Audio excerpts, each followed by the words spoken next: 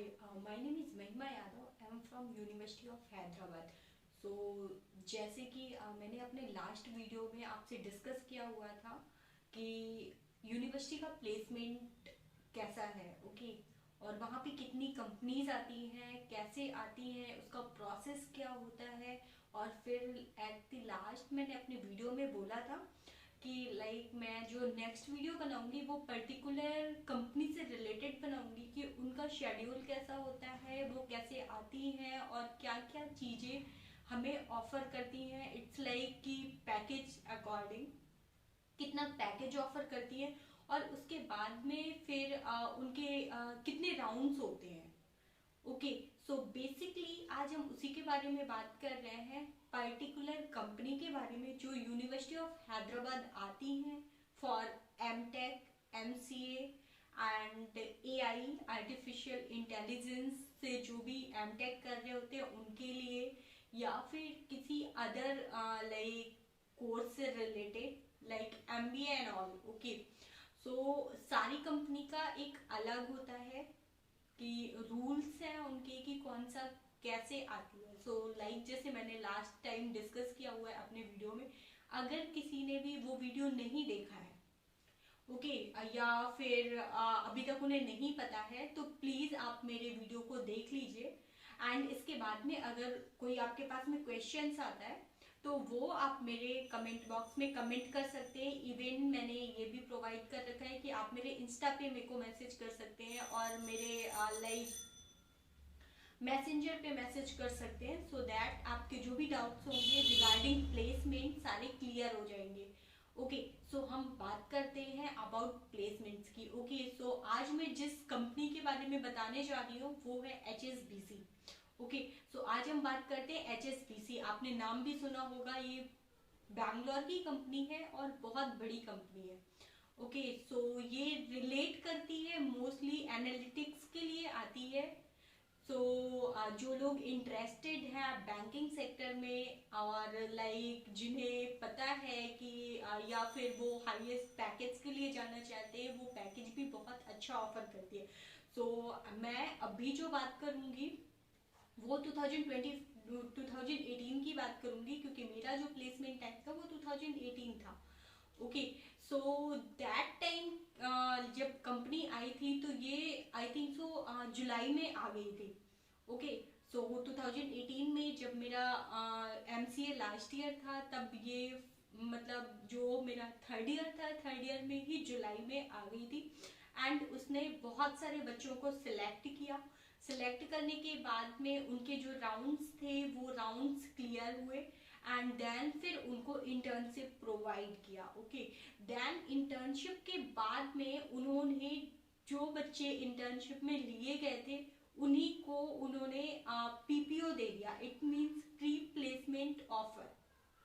Okay, so उन्हें अलग से कोई भी इंटरव्यूज नहीं फेस करना पड़ा, या अलग से उन्होंने अप्लाई नहीं किया। जो लोग इंटर्नशिप के लिए हायर किए गए हुए थे उन्हीं लोगों को उन्होंने PPO दे दिया, इन द सेंस कि उन्होंने सैलरी इंक्रीज कर दी और उन्हें परमानेंट जॉब दे दी। बहुत सारी कंपनीज ऐसी होती हैं जो कि सिर्फ और सिर्फ इंटर्नशिप के लिए आती है, वो आपको कंफर्म नहीं करती हैं कि वो आपको PPO देंगी या नहीं देंगी। तो सेम HSBC के साथ भी यही था जब मेरा टाइम था, तो उन्होंने भी ऐसा कहीं पे भी मेंशन नहीं किया हुआ था कि वो PPO देंगी। ओके, बट अनफॉर्चुनेटली, या जो भी कहो, लक कहो, उन्होंने वहां पर सबको PPO दे दिया जितने भी हायर हुए थे। ऐसा भी नहीं था कि एक को दिया, दो को दिया, बाकियों को नहीं दिया, ऐसा कुछ भी नहीं था। जितने भी यूनिवर्सिटी ऑफ हैदराबाद से सिलेक्टेड थे सबको उन्होंने PPO दिया। एंड ऐसे ही मेरे सीनियर्स के साथ भी हुआ था, जो 2017 पास आउट मेरे सीनियर्स थे उनके साथ भी सेम हुआ था। जो लोग भी यूनिवर्सिटी ऑफ हैदराबाद से हायर हुए थे इंटर्नशिप के लिए HSBC में, और आई थिंक सो वो उनका फर्स्ट टाइम था यूनिवर्सिटी ऑफ हैदराबाद विजिट करने का। सो जितने भी सीनियर्स मेरे सेलेक्ट हुए थे वहाँ पे, उनको भी उन्होंने सबको PPO दिया हुआ था। और उसके बाद से वो जब भी आए हैं उन्होंने पहले से ही बोल दिया है कि जो लोग इंटर्नशिप में हायर होंगे उनको पीपीओ 100% मिलेगा। ओके, सो ये एक HSBC का बेनिफिट है। आपके पास में चांसेस भी रहते हैं, कोई जरूरी नहीं है कि अगर आपको HSBC में इंटर्नशिप मिली है तो आप अदर कंपनीज में नहीं बैठ सकते हो। ओके, सो ऐसा भी है कि अगर आप चाहते हो कि आपको HSBC भी लाइक रखना है अपने पास में और कोई और कंपनी में भी बैठना है, वहाँ पे पैकेज अच्छा मिलता है या वो आपकी ड्रीम कंपनी है, तो आप उधर पे भी जा सकते हो आफ्टर इंटर्नशिप।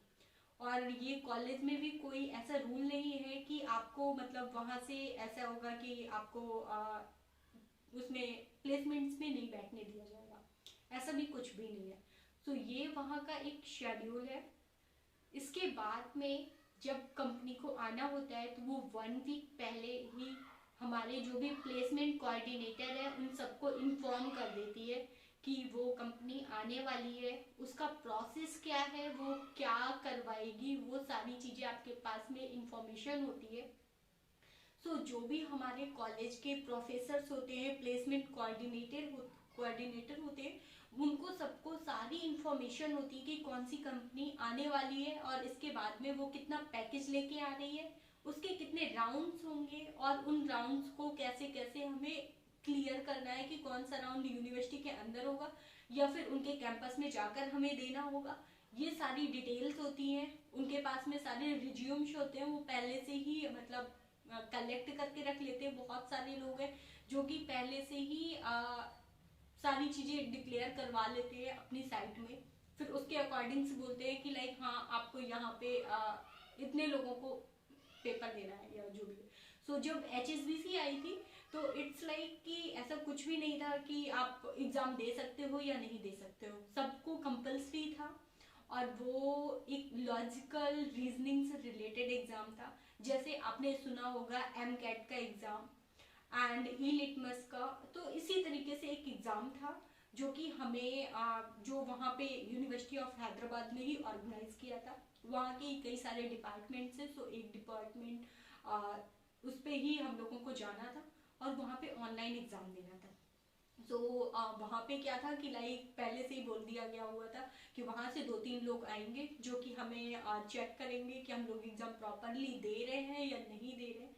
ये मोस्टली होता है कि वो लोग चेक करने आते हैं, ऐसा भी नहीं है कि आपका कैंपस के अंदर है तो आपके फैकल्टी चीटिंग करा सकती है या कुछ भी ऐसा हो सकता है, तो ऐसा कुछ नहीं होता है।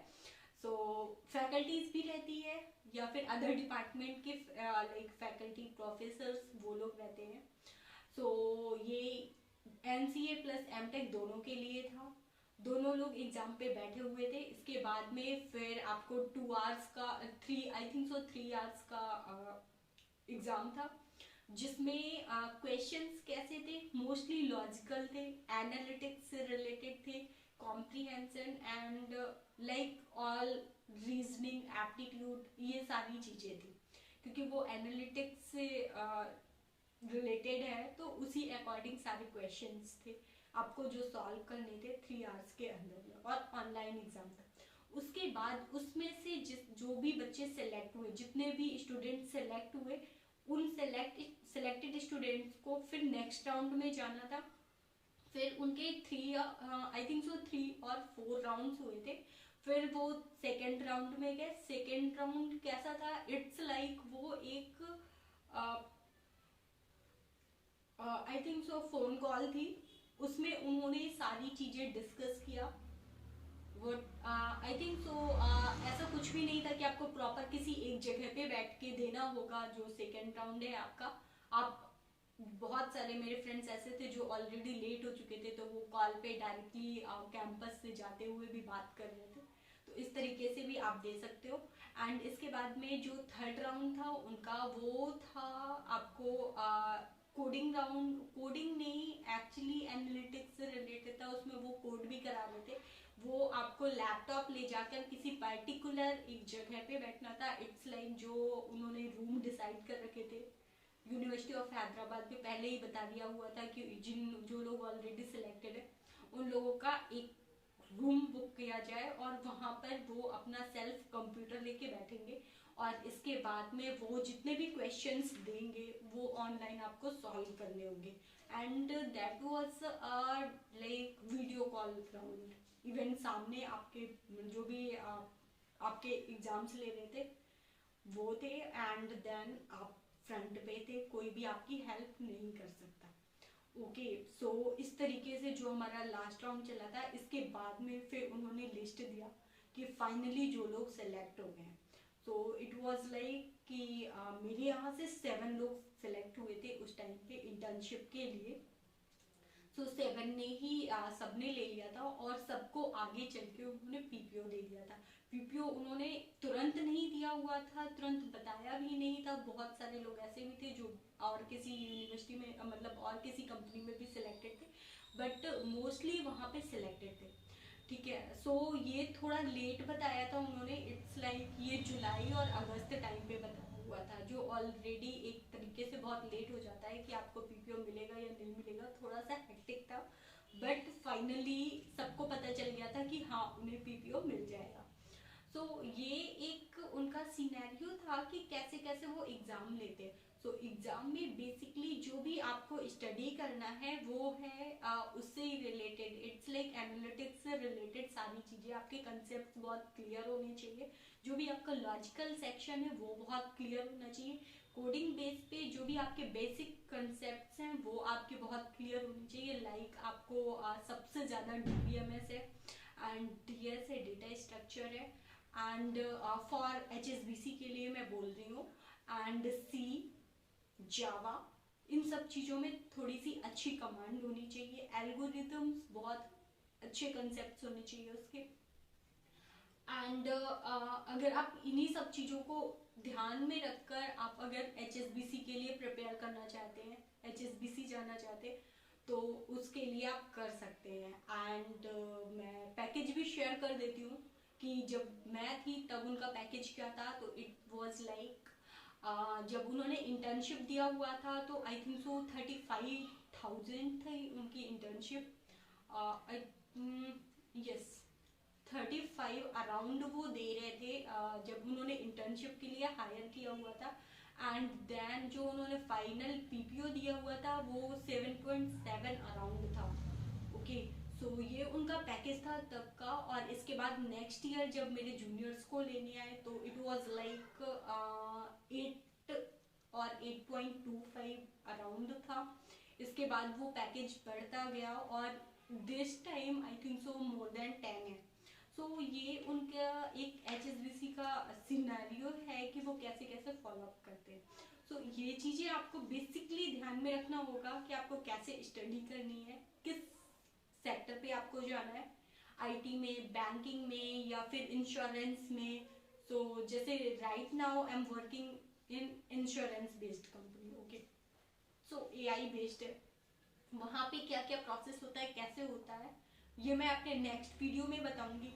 नेक्स्ट वीडियो में आपको एक और कंपनी के बारे में डिटेल्स दूंगी कि उनका प्रोसेस कैसे होता है और आपको क्या क्या चीज़ें उसके बारे में प्रिपेयर करनी है। सो बी केयरफुल और अच्छे से प्रिपेयर करना। जो भी आपकी ड्रीम कंपनी है, अगर आप बैंकिंग सेक्टर में जाना चाहते हैं तो उसके लिए और भी बहुत सारी कंपनी है, जैसे कि मैंने अभी एचएसबीसी के बारे में डिस्कस किया। इसके बाद में मेरे यूनिवर्सिटी ऑफ हैदराबाद में वो भी आई थी आरबीएस।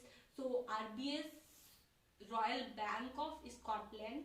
सो ये कंपनी ऐसा नहीं है कि हर जगह जाती है और हर जगह एमसीए को लेती है। सो यूनिवर्सिटी ऑफ हैदराबाद में अब ये कंपनी एमसीए के लिए भी आई थी, बट मैंने एनआईटीज के लिए सुना हुआ था। तो एनआईटीज में सिर्फ एमटेक कोर्स ने हायर किया था और वो एमटेक और बीटेक के लिए गई हुई थी। तो ये कंपनी का अपना एक अलग रूल्स होता है कि वो कौन सी कंपनी कहाँ पे किसके लिए जा रही है। ओके सो ऐसा कुछ नहीं होता है कि यहाँ पे वो एमसीए ले रही है तो इट मीन्स कि बाहर अदर एनआईटीज में भी वो एमसीए ही लेगी, ऐसा नहीं है। वो एनआईटी जाकर एमटेक या बीटेक वालों को भी हायर करती है। तो ये एचएसबीसी से रिलेटेड डिटेल थी। और किसी को एचएसबीसी से रिलेटेड कोई भी डाउट है तो प्लीज़ मेरे कमेंट में कमेंट करें, कमेंट बॉक्स में कमेंट करें और अपना डाउट्स क्लियर करें। Okay thank you, best of luck.